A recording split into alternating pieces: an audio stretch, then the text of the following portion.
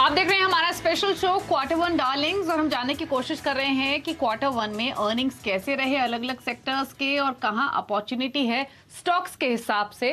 जिन कंपनियों के नंबर्स अच्छे रहे हैं या फिर अच्छे अर्निंग्स गोइंग फॉरवर्ड वो पोस्ट कर सकती हैं जो आपके पोर्टफोलियो को बेहतर बना सकते हैं। इसी कड़ी में अब हम बात करेंगे रियल्टी की और रियल्टी सेक्टर के अर्निंग्स मैनेजमेंट कमेंट्री से 3-4 चीजें सामने निकल कर आई।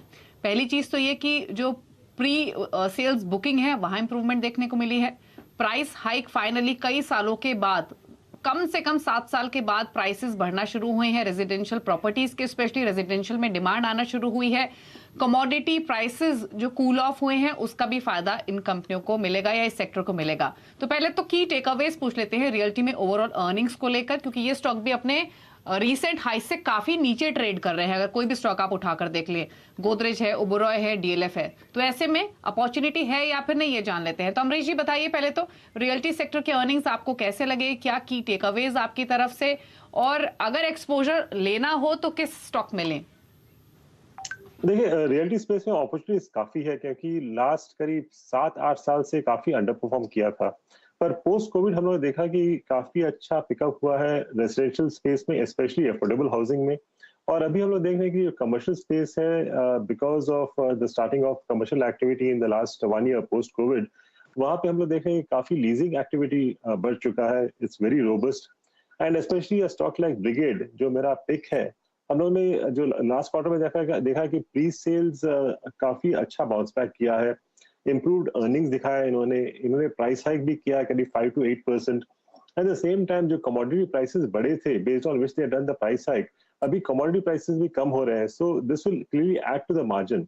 और उनका जो हॉस्पिटैलिटी स्पेस है वहां भी हम लोग देख रहे हैं कि अच्छा बाउंस बैक है and they have bought nearly 8 million square feet of land in current year FY23 में, और आगे जाके भी I think over the next few months for FY23 overall उन लोग शायद और एक 5 मिलियन स्क्वायर फीट लेंगे।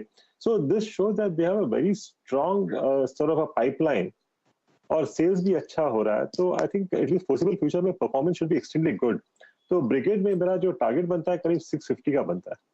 अब बात एफएमसीजी की कर लेते हैं। और सुदीप जी, कमोडिटी की काफी चर्चा हम कर रहे हैं, लेकिन एफएमसीजी भी एक ऐसी पॉकेट थी जो कमोडिटी प्राइसेस के सर्ज से अछूती नहीं रह गई थी, क्योंकि एग्री कमोडिटीज में भी हमने काफी सर्ज देखा प्राइसेस में, जिसकी वजह से कॉस्ट इन्फ्लेशन इन कंपनियों की बड़ी पास ऑन करने की कोशिश की, लेकिन एक कंसर्न था। तो पहले तो अर्निंग्स आपको कैसे लगे ओवरऑल? अब क्योंकि रूरल डिमांड भी पिकअप होगी, एक्सपेक्टेशंस हैं, प्लस जो कॉस्ट इन्फ्लेशन है वो भी थोड़ी थोड़ी कंट्रोल में आना शुरू हुई है, तो ऐसे में क्या एक्सपेक्टेशंस हैं आगे के लिए, और कोई लेना हो स्टॉक तो क्या चॉइस है आपकी? ये एक्सपेक्टेशन तो बहुत अच्छा है। परफॉर्मेंस देखिए, अगर आप इंडिया परफॉर्मेंस की बात करें, most of the FMCG companies अच्छा परफॉर्मेंस दिखाया। गोदरेज जिनका कि थोड़ा सबड्यूड परफॉर्मेंस था, वहां पे भी डोमेस्टिक परफॉर्मेंस अच्छा था। उनका इंटरनेशनल मार्केट में परफॉर्मेंस कुछ पॉकेट्स में ठीक नहीं था, इसीलिए ओवरऑल सबड्यूड था, पर डोमेस्टिक परफॉर्मेंस अच्छा था। एचयूएल की अगर बात करें, जो कि हमारा फेवरेट काउंटर है, वहां पे खरीदारी की भी हम सलाह देते हैं, वहां पे बेहतरीन परफॉर्मेंस इन्होंने दिखाया। और जैसे जैसे आपने जिक्र किया, कॉस्ट पुश जो आया था बीच में, उसको काउंटर करने के लिए इन्होंने बहुत सारा कॉस्ट कंट्रोल मेजर्स किए हैं, सिलेक्टिवली प्राइस हाइक लिया है और सिलेक्टिवली पैक साइज एडजस्ट किया है। तो ये सारे जो कोऑर्डिनेटेड एफर्ट, इसके बाद इन्होंने अपना मार्जिन मेंटेन किया, ग्रो किया, और जो मार्केट का एक्सपेक्टेशन था उससे बेहतर मार्जिन प्रदर्शन किया। वॉल्यूम्स की अगर बात करें, वहां पे भी अच्छा खासा मूवमेंट देखने को मिला है, और उम्मीद यह है, जैसे आप जिक्र कर रहे थे, मॉनसून अच्छा होने के बाद रूरल डिमांड और भी पिकअप करेगा और इकोनॉमी में जैसे जैसे और भी इम्प्रूवमेंट होगा, उम्मीद यह है कि अच्छा मूवमेंट वॉल्यूम में भी देखने को मिलेगा। तो एचयूएल में जरूर खरीदारी की जा सकती है।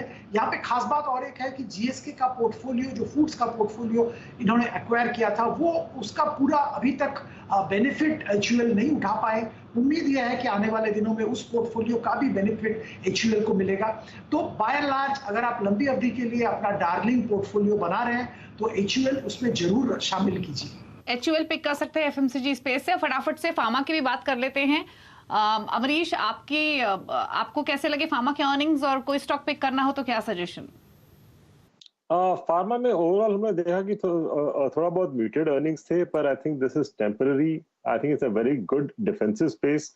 तो यहाँ पे मेरा जो पिक है डॉक्टर रेड्डी का है। यहाँ भी हम लोगों ने म्यूटेड ग्रोथ देखा है, सेल्स में करीब 6% ग्रोथ देखा था, पर आगे जाके over the next 2-3 quarters I think will see a very good bounce back, क्योंकि इनके जो रेवेन्यूज है काफी अच्छे स्प्रेड है अक्रॉस वेरियस ज्योग्राफीज। और हम लोग एक्सपेक्ट करें कि there will be ramp up of value active new launches जो होने वाले हैं आगे जाके in the next 2 quarters. This will result in higher margins, और इन लोग बैकवर्ड इंटीग्रेशन भी कर रहे हैं नियरली 70% ऑफ द मॉलिक्यूल्स का, तो इससे भी इनके मार्जिन्स बढ़ेंगे। तो this is one stock which I will buy for long term, और यहाँ पे मेरा प्राइस टारगेट है करीब 5400 का। 5400 का टारगेट है डॉक्टर रेड्डीज में। तो ये चॉइस है अमरीश जी की ओर से। फार्मा में डॉक्टर रेड्डीज को खरीद के चल सकते हैं। तो चलिए, इस शो के जरिए हमने काफी सारे स्टॉक्स आपके लिए आइडेंटिफाई किए अर्निंग्स के बेसिस पे, क्वार्टर वन डार्लिंग्स के तौर पर, और इन डार्लिंग्स के साथ आप अपना पोर्टफोलियो क्रिएट कर सकते हैं। लेकिन ये सभी लॉन्ग टर्म इन्वेस्टमेंट के हिसाब से हमारे दोनों मेहमानों ने सजेस्ट की है। तो शुक्रिया अमरीश जी और सुदीप जी आने के लिए शो में, और हमारे व्यूअर्स की हेल्प करने के लिए उनका क्वार्टर वन डार्लिंग्स के साथ एक डार्लिंग पोर्टफोलियो क्रिएट करने में। Thank you for being on the show. और इसी के साथ इस स्पेशल शो में इतना ही। नमस्कार।